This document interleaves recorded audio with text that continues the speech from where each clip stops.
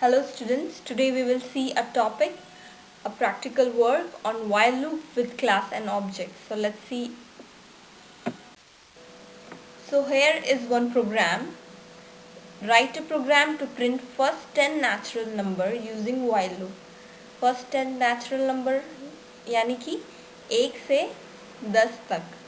अगर first 20 natural number कहता तो from 1 to 20. Okay? So question कह रहा है कि हमें एक प्रोग्राम बनाना है जिसमें हम फर्स्ट 10 नेचुरल नंबर को प्रिंट करें.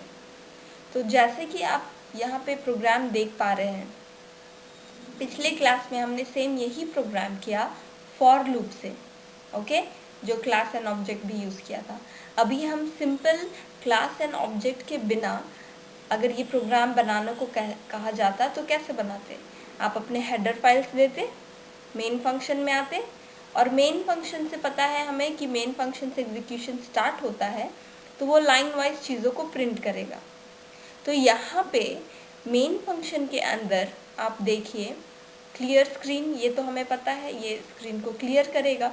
और फिर क्योंकि हमें व्हाइल लूप इस्तेमाल करना है और हमें किसी एक काम को रिपीट करा रहे हैं सीक्वेंस में, जैसे 1 to 10 जाना है. ओके, तो जैसे फॉर में क्या होता था, फॉर में आप लिखते थे for i is equal to 1 semi colon i is less than equal to 10 semi colon i plus plus, ये आपको लिखना पड़ता था. तो वाइल में क्या होता है, वाइल में इसी को ब्रेक डाउन करके करते हैं. पहले हम जो भी वेरिएबल में रखने वाले हैं वैल्यूज़ को, जैसे कि i, तो पहले हमने वो डिक्लेयर किया इंट i, और इसी जगह पे हमने असाइन करा दिया value 1. i is assignment operator 1 semicolon. तो यहाँ पे क्या हो गया, i में जो है पहला वैल्यू वो क्या चला गया 1. तो फॉर में हम क्या करते थे, फॉर लिखने के बाद हम लिखते थे i असाइन 1, लास्ट प्रोग्राम में हमने जो किया था. लेकिन यहाँ पे हम क्या कर रहे हैं, हम जहाँ पे वैल्यू को डिक्लेयर कर वेरिएबल को डिक्लेयर कर रहे हैं वहीं पे हम वैल्यू असाइन कर दे रहे हैं कि हमें कहाँ से शुरू करना है.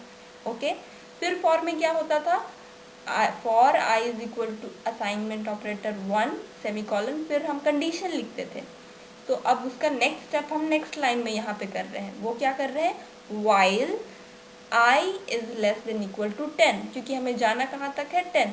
तो i जो 1 से शुरू हो रहा है अभी, वो कहाँ तक जाएगा, 1 2 3 4 करते करते वो 10 तक ही जा पाएगा. क्यों, क्योंकि यहाँ पे कंडीशन जैसे ही i का वैल्यू 11 हो जाएगा तो क्या होगा, i में वैल्यू अगर 11 है, वाइल वाले लाइन में चेक कीजिए, वाइल i इज 11 i अगर 11 है तो क्या वो लेस देन 10 है, नहीं, ये फॉल्स है.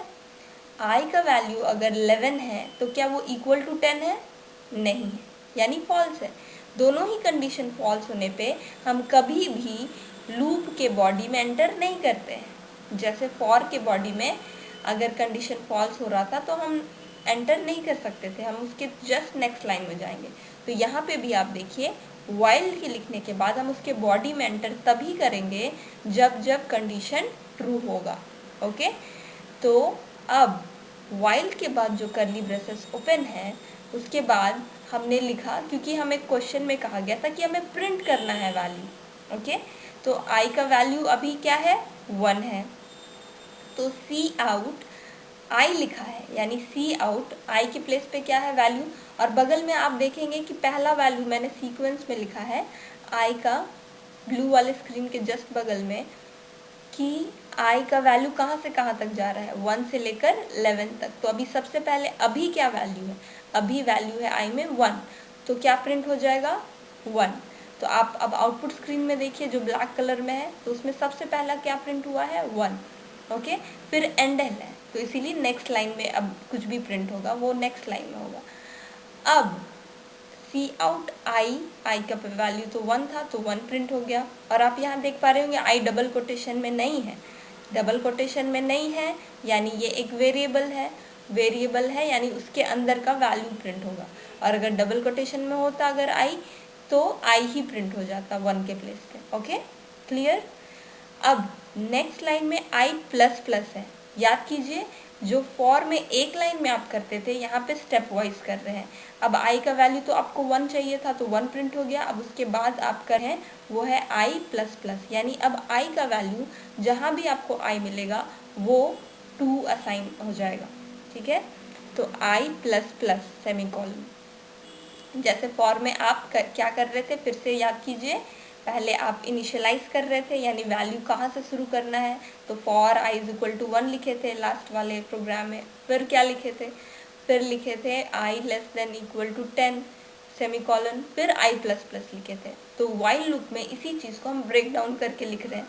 जहाँ पे वेरिएबल लिखे वहाँ 1 किए, वाइल में कंडीशन डाले, और फिर जैसे ही प्रिंट हो गया वैल्यू, उसके बाद हम वैल्यू को इंक्रीमेंट करा दिए, क्योंकि अब हमें क्या वैल्यू प्रिंट करना है, 2।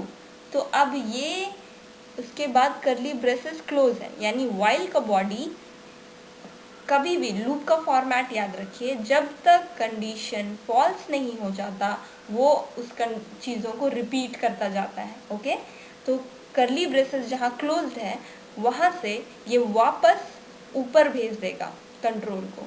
क्यों? क्योंकि कंडीशन फॉल्स नहीं था। ओके, तो अब फिर से हम वाइल वाले लाइन में जाएंगे। ये लूप क्या करता है, वापस से वाइल वाले सेक्शन में भेजता है। हम अब वाइल वाले लाइन में वापस से जाएंगे। अब i का वैल्यू मैंने बताया i प्लस प्लस हो चुका था, तो अब वैल्यू i का क्या होगा, 2। अब वैल्यू जब 2 है तो वापस से हम i का वैल्यू 2 रख करके कंडीशन चेक करेंगे। तो 2 क्या लेस देन है 10 से, यस। इक्वल है 10 से, नो। लेकिन एक कंडीशन ट्रू है तो ये ट्रू ही होगा। ओके, सो i का वैल्यू अभी 2 है, तो ये कंडीशन ट्रू हुआ। तो ट्रू होने पे वापस से हम लूप के अंदर जाएंगे, यानी करली ब्रेसेस ओपन है उसके अंदर जाएंगे। अब उसके अंदर क्या मिला, सी आउट i, और करंटली i का वैल्यू है 2, तो i का वैल्यू प्रिंट हो जाएगा 2।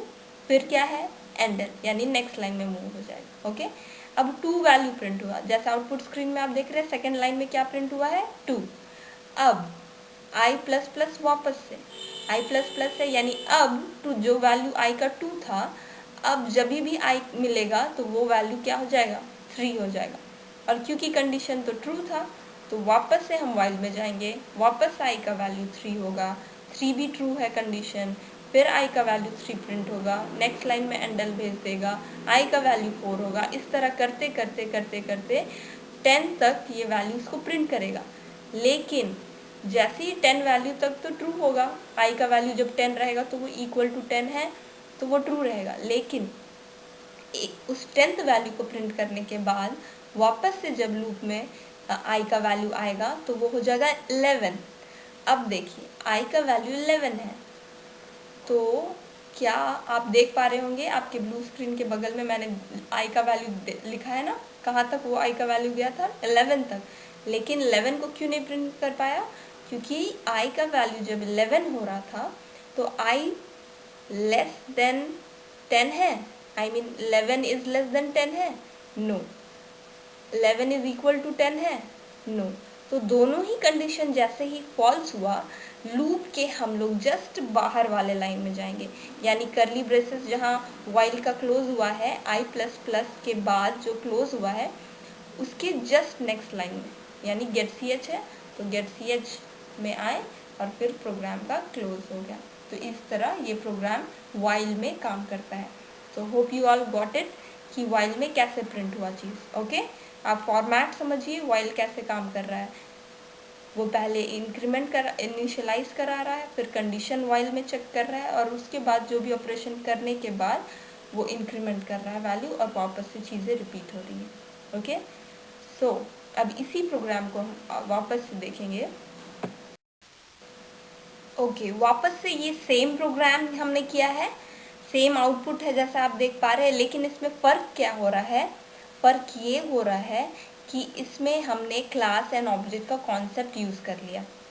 तो कल के दिन हमने एक प्रोग्राम किया था, आप लोगों को याद होगा, जिसमें हमने फॉर यूज़ किया था और यही आउटपुट प्रिंट किया था। ओके, यानी कि 1 से 10 तक के नंबर्स को हमने प्रिंट किया था। तो आपको याद होगा तो आप जस्ट एक बार ये प्रोग्राम देखिए।